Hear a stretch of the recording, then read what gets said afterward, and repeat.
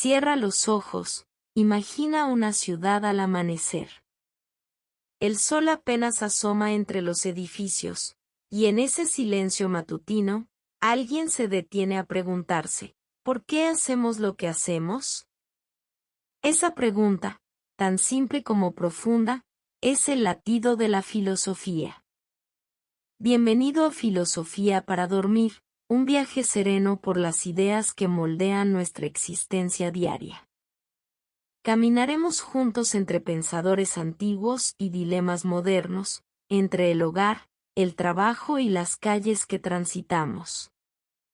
No necesitas ser un académico, solo estar dispuesto a mirar con atención. Porque filosofar no es un lujo, es una necesidad humana tan natural como respirar. Así que relájate, respira hondo, y permítete escuchar. Lo que sigue no es una lección, es una conversación contigo mismo, guiada por siglos de reflexión. En algún momento del día, tal vez al elegir qué desayunar, o al decidir a quién perdonar, has hecho filosofía. No lo notaste, claro. No llevabas toga ni citaste a Aristóteles. Pero al cuestionar, al ponderar, al sentir curiosidad por el porqué de las cosas, entraste en el mismo río que Sócrates cruzó en Atenas, en el año 423 a.C. La filosofía no nació en las aulas, nació en las plazas, en las cocinas, en las miradas perdidas al cielo. Todos, en algún instante, hemos sido filósofos, porque todos hemos buscado sentido. Y esa búsqueda no requiere libros, solo atención. La filosofía no es un objeto, es un acto. Y tú ya lo has realizado. Imagina a un niño preguntando, ¿por qué el cielo es azul? Y luego, ¿y por qué existo yo? Esa transición, casi imperceptible, es el salto de la curiosidad a la filosofía. Los antiguos griegos lo sabían. Para ellos, el asombro era el origen del pensamiento. Platón lo escribió en su diálogo Teteto. El asombro es el sentimiento del filósofo, y la filosofía no tiene otro comienzo. No se trataba de tener respuestas, sino de sentir la incomodidad del no saber. Hoy, en medio de notificaciones y prisas, ese asombro se entierra, pero no desaparece. Basta un silencio inesperado, un suspiro profundo, y vuelve. Porque la pregunta siempre regresa. Piensa en una abuela que, mientras teje, murmura, la vida es como este hilo, a veces se enreda, pero siempre puede seguir. Esa frase no está en ningún tratado, pero es filosofía en su forma más pura. Durante siglos, la gente común ha cultivado sabiduría sin nombrarla. En África, los ancianos de Ghana decían, el sabio no dice todo lo que piensa, pero piensa todo lo que dice. En Japón, el wabi-sabi enseña a amar lo imperfecto. Estas no son frases decorativas, son bálsamos contra la ansiedad del mundo acelerado. Y tú, también las has dicho, quizás sin darte cuenta. Sócrates caminaba por el ágora de Atenas, no con un pergamino, sino con preguntas. ¿Qué es la justicia? ¿Qué es el amor? No daba respuestas, hacía pensar. Hoy, en un mundo que celebra la certeza, cuestionar se ha vuelto incómodo. Pero la filosofía no busca certezas, busca claridad. Y esa claridad nace cuando dejamos de repetir y empezamos a reflexionar. En el bus, en la fila del supermercado, en la cama antes de dormir, esos son los nuevos ágoras. Y tú, con tu mente en silencio, eres el nuevo Sócrates de tu tiempo. Así que no pienses que la filosofía está lejos. No vive en bibliotecas polvorientas, vive en tus decisiones, en tus dudas, en tus silencios. Desde el primer humano que miró las estrellas y se preguntó qué soy, hasta ti, leyendo esto ahora, la cadena nunca se rompió. Porque filosofar no es acumular conocimiento, es despertar. Y en este mundo, donde tanto nos dicen que pensar, filosofar es, ante todo, recuperar la libertad de hacerlo por uno mismo. Y esa libertad, ya la tienes, solo necesitas usarla. ¿Debería tomar café o té esta mañana? Parece una elección trivial, pero en ella late una pregunta milenaria. ¿Qué me hace libre? En el siglo XVII, René Descartes se encerró en una habitación en frío invierno, no para huir del mundo, sino para encontrar su yo más esencial. Pienso, luego existo, escribió. Hoy, esa misma búsqueda ocurre en la cocina, al elegir entre dos tazas. La libertad no se mide en grandes gestos, sino en pequeñas decisiones cotidianas. Y cada vez que eliges con conciencia, no con hábito, estás filosofando. Pasas junto a un mendigo en la calle y te preguntas, ¿debería ayudarlo? Ahí, sin saberlo, estás dialogando con Emmanuel Kant. En 1785, en Königsberg, escribió sobre el imperativo categórico. Actúa solo según aquella máxima que puedas querer como ley universal. En otras palabras, ¿qué pasaría si todos hicieran lo que tú estás a punto de hacer? Esta no es una regla moral rígida, es una invitación a pensar en el otro como igual. Y esa invitación suena cada vez que tu corazón se detiene un segundo, frente al sufrimiento ajeno. ¿Qué es el tiempo? San Agustín, en el siglo IV, lo meditó en sus confesiones. Si nadie me lo pregunta, lo sé. Si quiero explicarlo, no lo sé. Hoy, miras el reloj y sientes que se escapa. En el trabajo, en el tráfico, en las redes, el tiempo se convierte en un enemigo. Pero los estoicos, como Marco Aurelio en el siglo II, nos recuerdan, no posees el tiempo, solo tienes este instante. La filosofía no detiene el reloj, pero puede devolverte el presente. Y ese regalo no cuesta dinero, solo atención. ¿Por qué sufrimos? El Buda, en la India del siglo V a.C., enseñó que el sufrimiento nace del deseo. Epicteto, esclavo en Roma, dijo que no son las cosas las que nos afligen, sino nuestras opiniones sobre ellas. Hoy, al perder un empleo, al romper con alguien, esas mismas preguntas emergen. No buscamos respuestas definitivas, sino consuelo. Y la filosofía, lejos de ser fría, es un abrazo intelectual, que nos dice, no estás solo. Otros han caminado esta oscuridad, y han dejado luces encendidas. Y luego, está la pregunta última, ¿qué hay después de la muerte? Desde los antiguos egipcios, que llenaban tumbas de textos sagrados, hasta Heidegger en el siglo XX, que habló de ser para la muerte, todos han intentado mirar más allá del velo. Pero filosofar sobre la muerte no es obsesionarse con el final.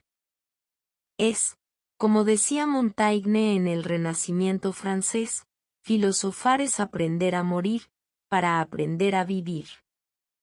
Porque solo al aceptar la finitud, podemos darle valor a cada aliento. Imagina un mundo sin preguntas. Donde todo se acepta, sin cuestionar. Sin preguntarse por qué. o cuestionar cualquier idea con un ¿y qué pasaría si? Ese mundo existió, y se llamó totalitarismo. En la Alemania nazi o en la Unión Soviética, la filosofía fue silenciada, porque el pensamiento crítico es peligroso para quienes quieren controlar. Por eso, la filosofía no es un pasatiempo, es un acto de resistencia. Cada vez que piensas por ti mismo, desafías el conformismo. Y en una era de algoritmos que nos dicen que ver, que comprar, que creer, esa resistencia es más vital que nunca.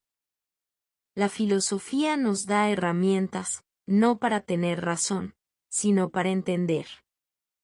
En el siglo V a.C., en Grecia, Protágoras dijo, el hombre es la medida de todas las cosas. No defendía el egoísmo, sino la relatividad del conocimiento. Hoy, en medio de discusiones tóxicas en redes, esa idea nos recuerda, tu verdad no es la única. La empatía filosófica no significa estar de acuerdo, significa escuchar con humildad. Y en un mundo polarizado, esa humildad es revolucionaria. ¿Sabes por qué te sientes vacío tras horas de entretenimiento digital? Porque el alma humana no se alimenta de estímulos, sino de significado. Viktor Frankl, en los campos de concentración nazis, descubrió que quienes sobrevivían no eran los más fuertes, sino los que encontraban un para qué. En su libro El hombre en busca de sentido, escribió, cuando ya no podemos cambiar una situación, nos desafían a cambiar nosotros mismos. Esa es la medicina de la filosofía, no cura el mundo, pero fortalece al que lo habita. La filosofía también nos enseña a vivir con incertidumbre. En el siglo III a.C., los escépticos griegos proponían suspender el juicio, no por indiferencia, sino por prudencia. No sé, decían, y en esa frase hallaban paz. Hoy, bombardeados por opiniones como verdades absolutas, esa actitud es liberadora. Aceptar que no lo sabemos todo, no es debilidad. Es la puerta a la curiosidad, al aprendizaje, a la verdadera sabiduría.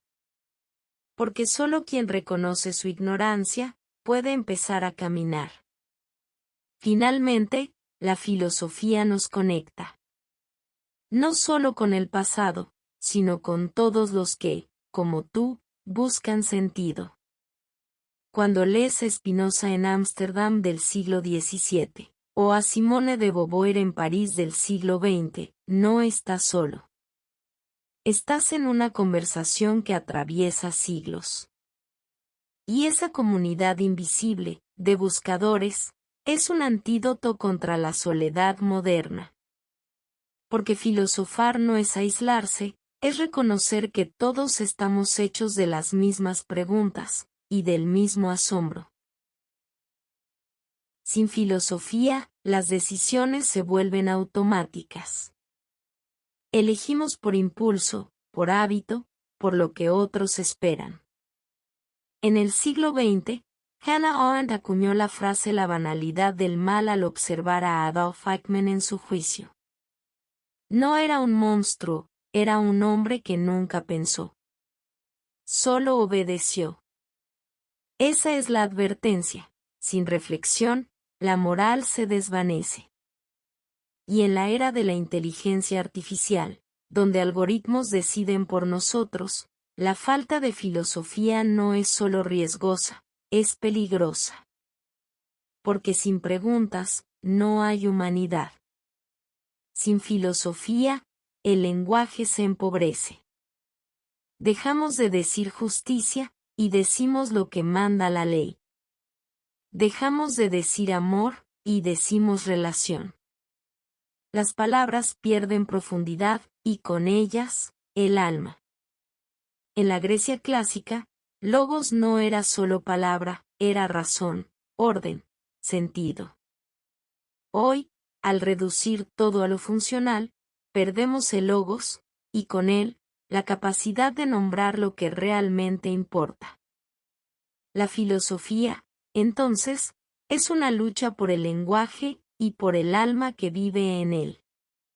Sin filosofía, el dolor no se transforma. Solo se entierra. En el siglo I después de Cristo, Séneca escribía cartas a sus amigos sobre cómo enfrentar la pérdida. No ofrecía consuelo fácil, sino comprensión. Hoy, en una cultura que huye del sufrimiento con distracción, el dolor se acumula, se convierte en ansiedad, en vacío. La filosofía no cura el dolor, pero lo alquimiza. Lo convierte en conocimiento, en empatía, en raíz de una vida más auténtica. Sin ella, sufrimos, sin aprender.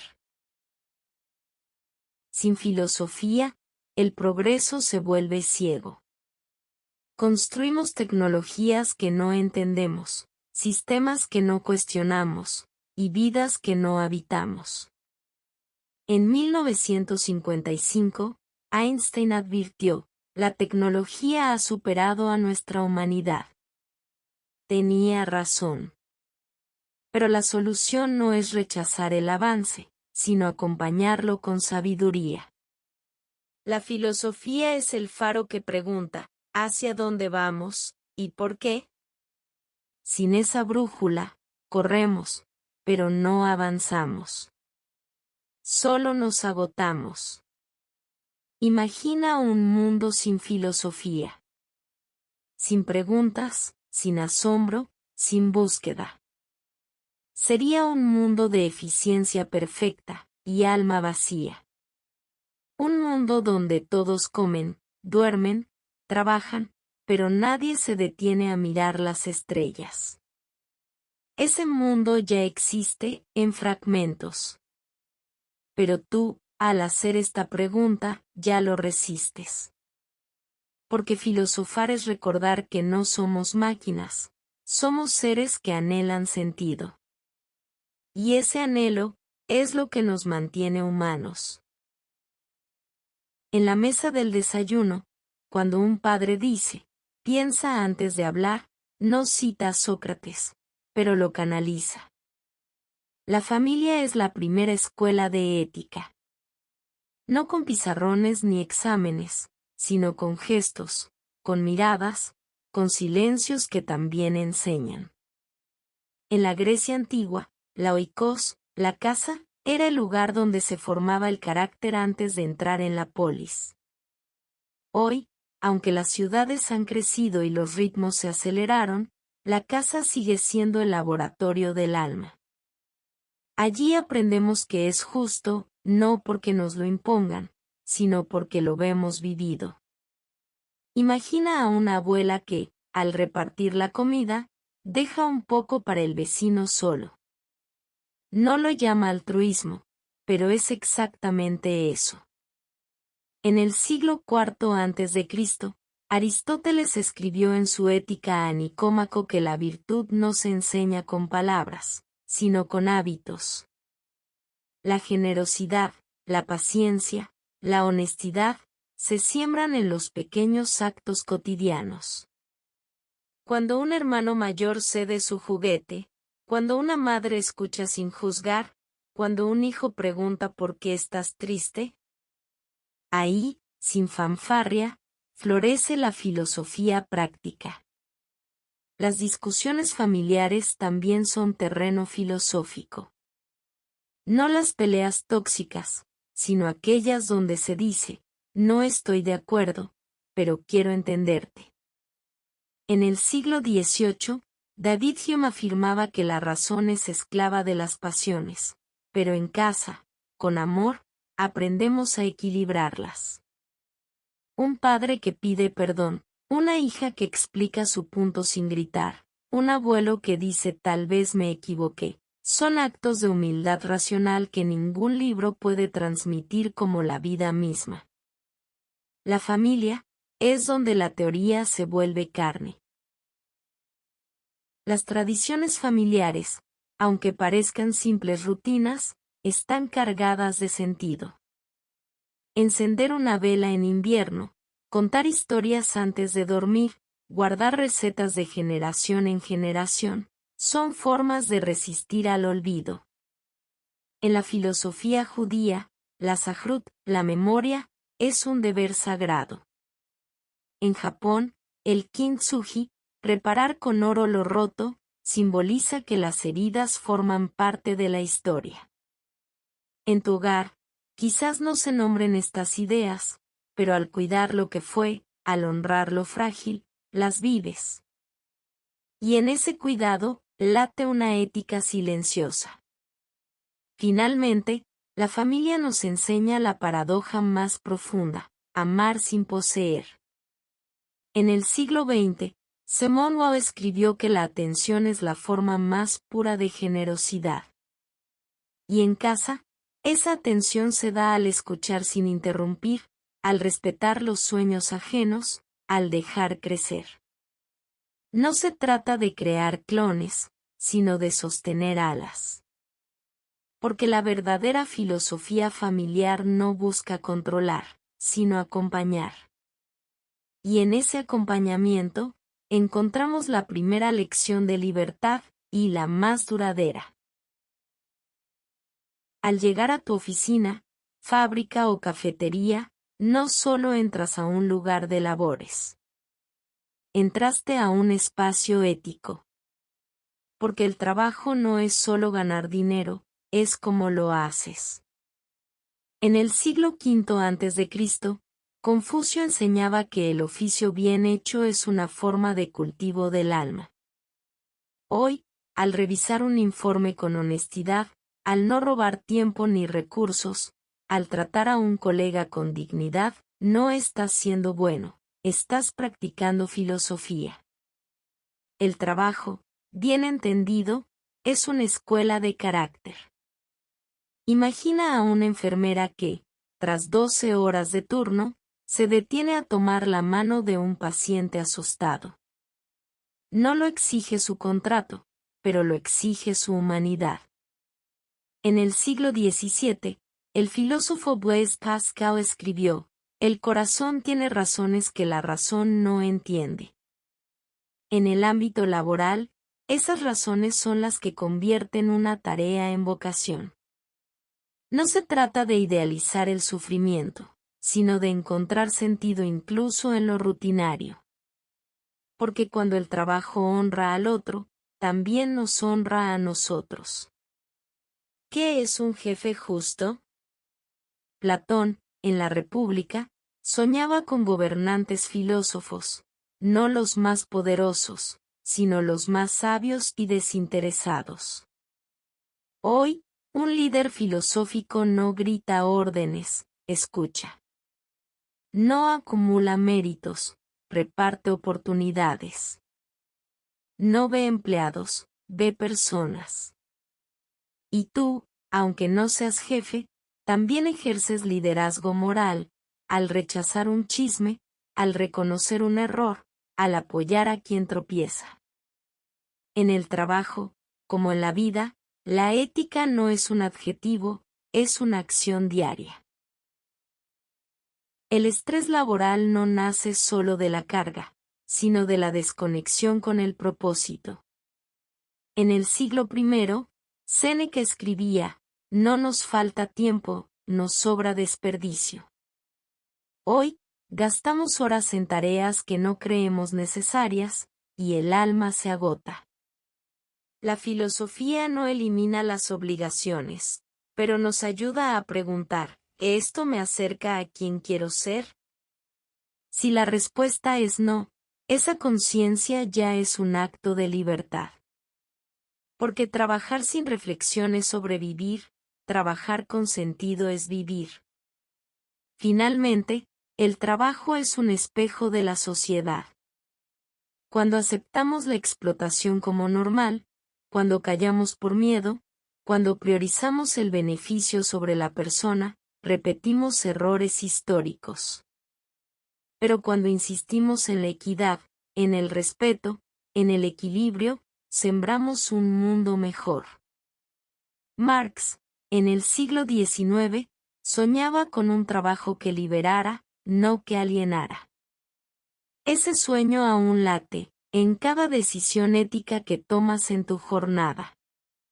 Porque filosofar en el trabajo es humanizarlo. Camina por tu barrio al atardecer. Observa, el panadero saluda a todos por su nombre, el joven cede el paso a un anciano, alguien recoge una bolsa de basura del suelo. Estos gestos no están en las leyes, pero sostienen la ciudad más que el concreto. En la Atenas del siglo V a.C., la polis no era solo un lugar, era una comunidad de ciudadanos reflexivos. Hoy, la ciudad sigue siendo un organismo ético, y cada uno de nosotros, una célula consciente. La filosofía urbana no se anuncia, se practica en silencio. El espacio público es un campo de decisiones morales. ¿Miras a los ojos al cruzarte con un desconocido? ¿Respetas el silencio en el transporte? ¿Dejas el banco limpio? Pequeños actos, pero cargados de significado. En el siglo XVIII, Rousseau escribió que la libertad termina donde empieza la del otro. En la ciudad, esa regla se pone a prueba cada minuto. No se trata de perfección, sino de consideración. Porque una ciudad sin empatía se vuelve fría, por más luces que tenga. La diversidad urbana es, en sí misma, una lección filosófica. En una misma cuadra, conviven creencias, lenguas, historias distintas. ¿Cómo vivir juntos sin uniformidad? Los estoicos, en la Roma imperial, proponían la ciudadanía cósmica. Todos somos ciudadanos del mundo. Hoy, esa idea resuena al saludar a quien viste distinto, al defender un derecho ajeno, al rechazar el prejuicio disfrazado de opinión. La ciudad no se construye con muros, sino con puentes de reconocimiento. Las protestas, las plazas llenas, las voces exigiendo justicia, también son filosofía en acción. En 1963, Martin Luther King Jr. no solo marchaba, razonaba con el alma de su país, citando a Agustín, una ley injusta no es ley. La ciudad es el escenario donde la ética se vuelve colectiva. Y tú, al votar, al firmar, al hablar con vecinos, formas parte de ese diálogo público. Porque filosofar no es solo pensar, es participar. Y la ciudad es el lugar donde la libertad se ejerce o se pierde. Al final del día, cuando las luces se encienden y el ruido se calma, la ciudad susurra una pregunta antigua: ¿cómo vivir juntos sin destruirnos? La respuesta no está en un edificio, sino en millones de elecciones cotidianas. Ceder, escuchar, cuidar, respetar. Desde los foros romanos hasta los parques modernos, el desafío es el mismo: construir comunidad. Y tú, con cada paso consciente, eres parte de esa construcción. Porque la filosofía no está lejos, está en la esquina, esperándote. Gracias por acompañarme en este viaje, a través de las calles, los hogares y los corazones donde la filosofía late en silencio. Si este podcast te ha dado un momento de calma, de reflexión, o simplemente de descanso con sentido, te invito a darle me gusta, y a suscribirte. Cada episodio es una pausa, en un mundo que olvidó respirar. Hasta la próxima. Que tus preguntas te guíen, y tus respuestas te sorprendan. Adiós, y dulces pensamientos.